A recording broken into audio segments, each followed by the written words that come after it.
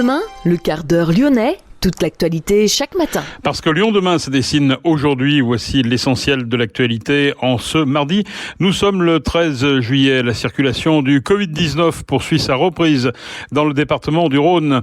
La cérémonie du 14 juillet se tiendra cette année le 14 juillet, donc demain, et non pas le 13 juillet comme chaque année. Ce sera en plus place Bellecour et non pas cours Franklin-Roosevelt. À noter aussi l'absence d'engins à moteur dans le défilé. La ville de Lyon réfute tout choix idéologique. Nous écouterons dans cette édition le général Gilles Daricot, c'est le nouveau gouverneur militaire de Lyon. Le passage France-Peugeot inauguré hier à Perrache en présence de Jean-Michel Jarre, que nous écouterons également dans cette édition. La reprise pour Rhône Express, la liaison vers l'aéroport Lyon-Saint-Exupéry. Et puis nous parlerons des résultats définitifs du bac pour le département du Rhône. Lyon demain, le quart d'heure lyonnais, toute l'actualité chaque matin. Gérald de Bouchon. Bonjour à tous et bienvenue dans ce quart d'heure lyonnais. Mais d'abord, cette grosse frayeur pour une étudiante de 20 ans. Samedi après-midi, Sarah a été projetée dans la Saône par un inconnu près du pont Lafoyer. Son témoignage exclusif ce matin dans le quart d'heure lyonnais. Alors c'était samedi après-midi sur les quais de Saône, aux alentours de 14h30, 14h45. J'étais allée manger sur les quais, donc au bord de l'eau. J'étais assise avec une amie vraiment au bord de l'eau sur les quais. Et puis on discutait et j'ai senti deux mains soudainement qui m'ont poussé très fort dans le dos et je me suis retrouvée dans l'eau, quoi. J'ai commencé à nager, mais il y avait beaucoup de courant. J'ai dérivé sur entre 3 et 5 mètres. J'avais du mal à nager et à la fois m'accrocher au rebord avec le courant, donc mon amie m'a attrapé la main et au moment où elle m'a attrapé la main, il y a 3 autres passants qui ont vu la scène, qui sont arrivés pour l'aider à me tirer hors de l'eau. Ce qui était un petit peu surprenant, c'est que j'ai jamais vu la personne qui a fait ça, puisque c'était vraiment, j'ai juste senti deux mains soudainement dans mon dos. Donc je me sentais pas du tout en danger. C'était vraiment le samedi après-midi avec du monde. Je suis allée au commissariat porter plainte directement après. Donc ils ont retrouvé les images de la vidéo, de la caméra de vidéosurveillance, et j'ai porté plainte. Donc grâce à la description aussi des passants et de mon ami, de à quoi la personne ressemblait, comment elle était habillée, on a pu l'identifier sur les caméras. Et en fait ça va très vite. Donc j'ai pas vu le danger arriver me pousser. Je me suis plutôt sentie en fait comme en survie. J'ai immédiatement essayé d'atteindre le bord, mais en fait ma première réaction une fois que je suis arrivée dans l'eau, c'était j'étais choquée, un petit peu, j'ai un peu halluciné en fait de me retrouver dans l'eau, mais j'ai pas vraiment eu le temps de réfléchir. J'ai tout de suite essayé de nager, mais oui, je me suis sentie, même si je sais bien nager, je me suis pas sentie à l'aise du tout dans l'eau. J'ai eu peur de pas réussir à me raccrocher au bord, ouais. Une affaire qui n'est pas sans rappeler un fait divers identique survenu en février dernier le long du Rhône lorsqu'une joggeuse avait été précipitée dans le fleuve. Une enquête a été ouverte pour tenter de retrouver l'agresseur. La circulation du Covid-19 poursuit sa reprise dans le Rhône avec l'approbation fulgurante du variant Delta qui représente désormais plus de 65% des contaminations contre 28% il y a 2 semaines et seulement 7% il y a un mois. Les taux d'incidence s'élèvent à 39 pour 100 000 dans la métropole, 36 pour 100 000 dans le département pour la semaine du 3 au 9 juillet. Encore stable à 0,8%, le taux de positivité devrait lui aussi augmenter dans les prochains jours. Cette reprise n'est pas encore visible au plan hospitalier. Le nombre de patients en Covid+ reste stable. Ils étaient 134 hier, dont 26 en réanimation. Il existe cependant un petit frémissement avec 8 nouveaux patients admis ces dernières 24 heures, dont 2 en réanimation. La cérémonie du 14 juillet se tiendra cette année. Le 14 juillet, depuis les années 80, le défilé a été organisé à Lyon le 13. Cela permettait, à l'époque, au ministre de la Défense, Charles Hernu, d'assister aux 2 défilés lyonnais et parisiens. L'autre nouveauté, c'est le lieu. Exit le cours Franklin-Roosevelt dans le 6e. Les festivités se dérouleront demain place Bellecour en Presqu'île. À noter aussi l'absence d'engins à moteur dans le défilé. Les unités présentes évolueront seulement à pied. La ville de Lyon se défend pour autant de tout choix idéologique. Les véhicules ne défileront pas pour que les gens puissent profiter de l'espace de façon plus apaisée que derrière des barrières, explique la municipalité. Quant au nouveau gouverneur militaire de Lyon, il répond par la neutralité politique de sa fonction. Le général Gilles Daricot. J'en suis à 37 ans de service, à peu près autant de 14 juillet. J'ai vu des 14 juillet entièrement statiques, j'ai vu des 14 juillet statiques et dynamiques, / entièrement à pied, / entièrement en véhicule, / en véhicule à pied, en hélicoptère ou en avion. Bref, il y a généralement autant de configurations possibles que de projets de l'équipe qui organise les cérémonies. Et en l'occurrence, il est de tradition en France que ce soit les communes qui organisent le 14 juillet. Et le caractère à pied, justement, ça vous a été demandé, ça, par la mairie ? Ou en tout cas, vous n'y voyez pas un message idéologique ? Figurez-vous que ce qu'on appelle l'ordre serré est quelque chose qui a beaucoup de sens pour les soldats, donc défiler au pas cadencé est lourd de symboles pour une troupe militaire. C'est accessoirement le dispositif qu'adoptaient autrefois les soldats pour monter au combat. Alors aujourd'hui, c'est fini, mais si vous regardez les films sur le Premier Empire, c'est comme ça qu'on montait à l'assaut, au pas cadencé. Donc d'une certaine manière, quand une troupe marche au pas cadencé dans les rues d'une ville, elle manifeste sa militarité de manière fondamentale. Donc moi, ça me choque pas. J'ai descendu les Champs-Élysées plusieurs fois dans ma vie à pied. J'en ai encore des frissons dans le dos. Donc quelque chose que nous aimons beaucoup, nous les militaires, marcher à pied dans les rues d'une ville. Demain, dès 9h, des stands de recrutement des armées, de la gendarmerie et des pompiers seront ouverts place Bellecour. Cérémonie à 11h30. Toute la journée, exposition de véhicules et animation. Le port du masque sera obligatoire. Notez que ce mardi 13 juillet, entre 12h15 et 12h30, le passage dans le ciel de Brignais est prévu pour un escadron d'avions de chasse Mirage 2000. En effet, ce passage est annoncé à une vitesse de 280 nœuds, environ 500 km/h, une altitude très basse de 500 pieds, soit environ 150 mètres. Le clou de la fête nationale, donc pour cette commune du sud-ouest lyonnais, ces 6 appareils, en fait, sont en transit vers la base d'Évreux pour participer au grand défilé militaire sur les Champs-Élysées demain.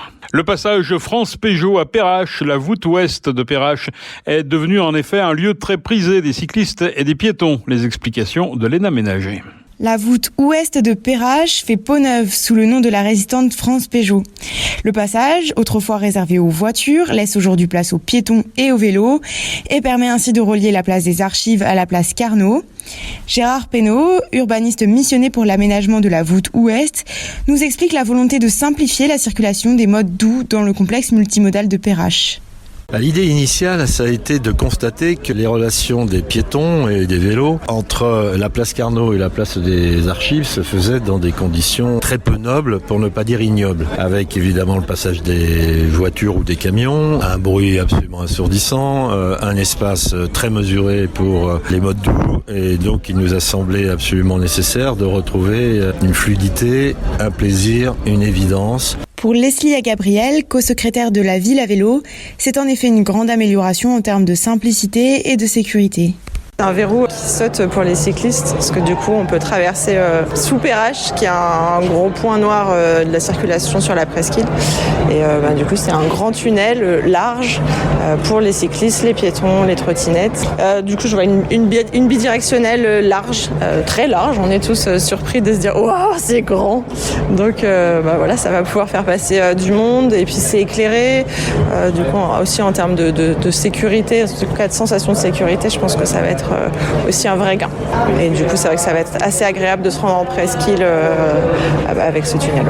Perrache, c'était un petit peu le passage compliqué pour les cyclistes, comme pour les piétons d'ailleurs. Oui, ça l'est toujours un peu. La voûte ouest vient grandement faciliter ça, mais ça a été conçu dans des années où on pensait pas au vélo et on pensait pas aux piétons non plus.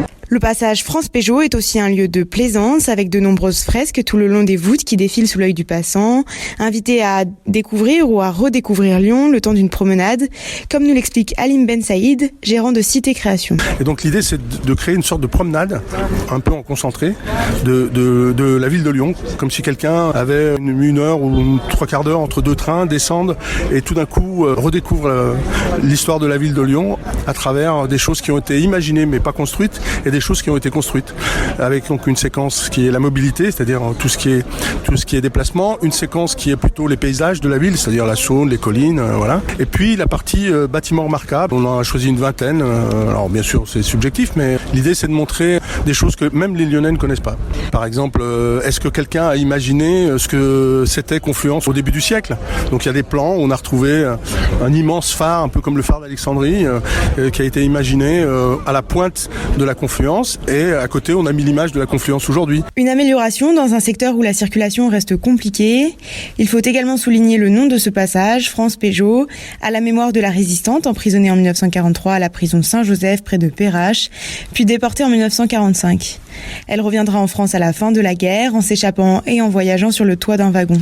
Passage France Pégeot, mais qui était France Pégeot? Une résistante qui a longtemps habité le quartier de Perrache, en particulier le cours de Verdun, avant que ce dernier ne soit défiguré par le centre d'échange inauguré en 1976. France Pégeot, c'est aussi la maman de Jean-Michel Jarre. Le pape de l'électro était d'ailleurs présent à l'inauguration de la voie Motte-Doux. Je suis très touché que ce passage porte le nom de ma mère, France Pégeot, qui a été une très grande résistante, et que d'une part on rend hommage aux femmes dans notre ville natale, à ma mère, à mon père et à moi, et puis aussi le fait d'être très touché au fond que de nous trois, celle qui a le moins de notoriété au fond est la reconnaissance de la rue, et puis le fait au fond que on lui donne non pas le nom d'une rue ou d'une avenue mais d'un passage me semble aussi très symbolique. D'abord de la ville de Lyon, le passage avec les traboules, elle s'est enfuie à travers les traboules, elle a échappé à la milice, à la police allemande, et puis le fait aussi que c'était aussi une passeuse de convictions, de valeurs qu'elle m'a enseignées, qu'elle m'a données. Donc c'est tout un symbole, et je trouve que aujourd'hui le fait de reconnaître aussi l'importance des femmes, ce qui est effectivement aujourd'hui dans notre société quelque chose qu'on commence à reconnaître et à admettre, il faut s'en féliciter, mais aussi les femmes dans la résistance. Il y a eu autant de résistantes que de résistants, autant d'hommes que de femmes, et finalement on ne leur rend pas suffisamment hommage. Donc à travers ma mère, c'est un peu une injustice qu'on répare, donc c'est plutôt jouissif et réjouissant. Mais c'est vrai qu'elle s'est échappée, elle a été prise 3 fois par les Allemands, elle a été prise une première fois, comme le maire l'a rappelé, elle a été mise en prison ici à Saint-Joseph. Ensuite, elle a été prise par la police allemande et s'est échappée de son appartement en enfermant les miliciens et la police dans son appartement et en s'enfuyant dans les traboules, donc utilisation d'un passage.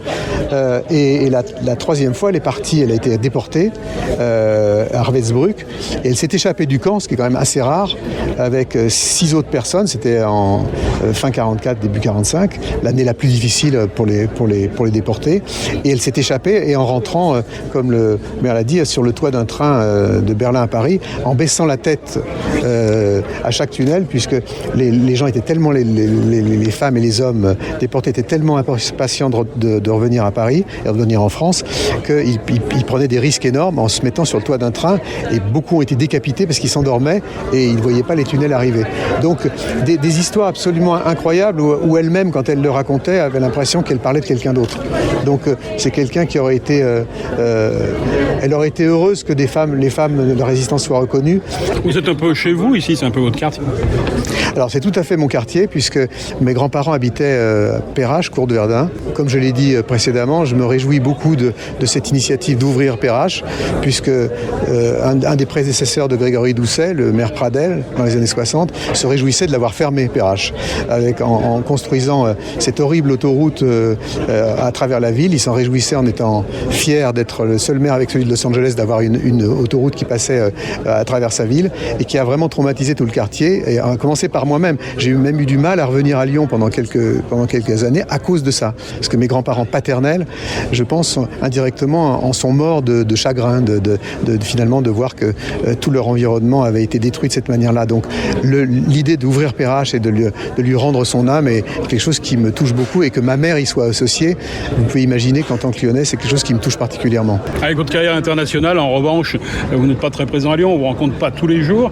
Ce concert de 86 pour l'avenue du Pape, c'est un moment particulier qui reste aujourd'hui en vous? Oui, on parlait de de la ville lumière. Et effectivement, ce concert a donné le coup d'envoi à ce qui est devenu aujourd'hui la fête des Lumières. Tous les gens qui travaillent, qui sont sur la fête des Lumières, ont tous été des gens qui ont travaillé avec moi au départ, qui étaient en culotte courte et qui maintenant ont essaimé justement ces techniques que j'ai contribué à développer, à créer.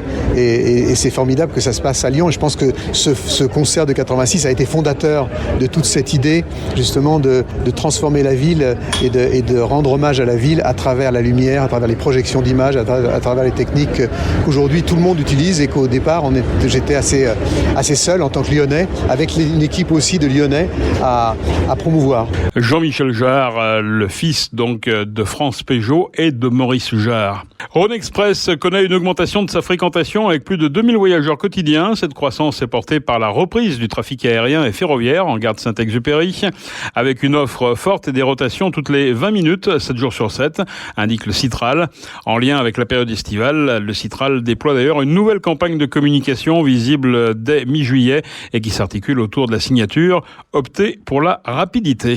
Au terme du deuxième groupe d'épreuves auxquelles participaient les élèves admis au rattrapage, le taux de réussite pour le bac 2021 s'élève à 93,8% dans le Rhône, le même chiffre qu'au niveau national.